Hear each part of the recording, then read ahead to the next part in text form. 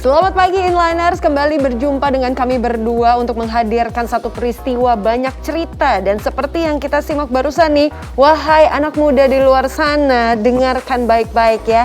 Kalian akan malu 5 tahun ke depan saat lihat video kalian yang viral tapi memalukan. Betul. Videonya. Apalagi kalau sudah mulai cari kerja, terus ternyata si pemberi kerja mengetahui ada video konyol itu yang dibuat 5 tahun yang lalu, pasti batal deh diterima jadi karyawan, ya kan? Ini satu lagi, kemudian pada tanggal 5 Agustus yang lalu bahkan sampai ada 2 anak atau 2 remaja yang bikin video, kemudian mereka melompat ke depan truk dan ternyata tertabrak dan akhirnya meninggal dunia. Dan itu pun bukan kejadian yang pertama. Kejadian yang tadi adalah di Kabupaten Tangerang awal Agustus lalu, tapi ini juga bukan merupakan kejadian yang pertama. Nalarnya gimana gitu ya? Itu Kadang-kadang dia, kita bertanya. kalau udah ngomongin nalar kayaknya udah memang nggak masuk aja di areanya kita ya, yang selalu ingin menghadirkan hal-hal yang positif. Betul. Tapi kalau udah kesemsem ya gimana sih? Kalau udah suka itu emang begitu ya, apalagi kumpul dengan satu frekuensi yang sebenarnya ngaco frekuensinya. Ini ngomong soal nggak masuk nalar ya, ternyata Iya. juga membuktikan bahwa kita kadang-kadang juga hilang nalar. Kalau misalnya ini ada belasan ibu-ibu yang merugi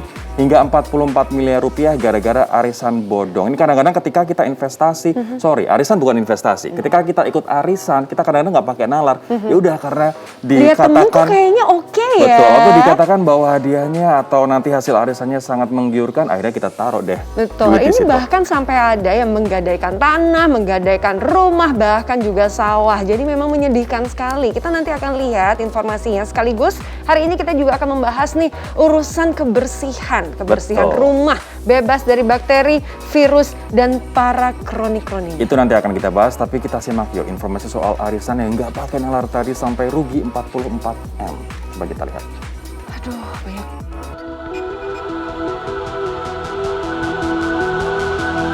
Inliners lagi-lagi arisan bodong makan korban nih.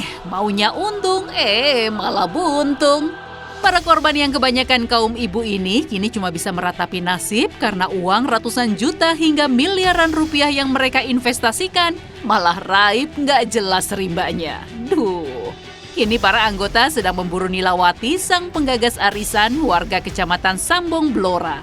Awalnya arisan lancar berjalan sejak 2019 lalu.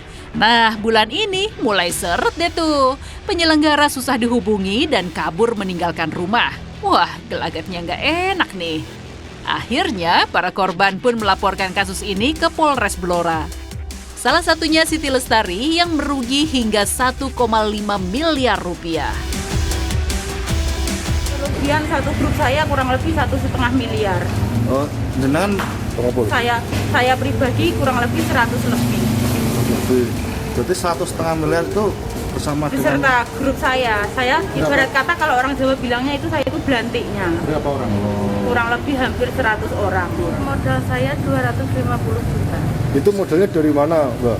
Bisa diceritain hasilnya dari mana itu model-model itu? Modal itu ya dari menggadekan sertifikat sama jual tanah.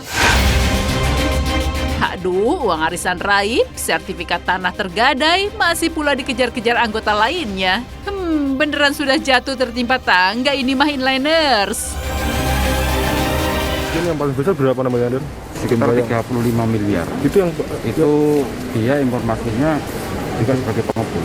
35 miliar. Yang member-member banyak dari tengah-tengah, saudara-saudaranya itu bersama dia. Kalau yang paling kecil berapa, Den? Yang paling kecil sekitar 35 juta. Sejauh ini sudah ada 18 orang pelapor nih Inliners dengan total kerugian mencapai 44 miliar rupiah. Waduh, semoga si pengelola arisan segera tertangkap ya Bu Ibu. Wah, kerugiannya sampai dengan 44 M. Tapi yang harus diingat Inliners bahwa arisan bukan merupakan investasi. Jadi kalau misalnya arisan terus ada bunganya atau ada imbal baliknya, itu justru malah kita harus curiga ya kan.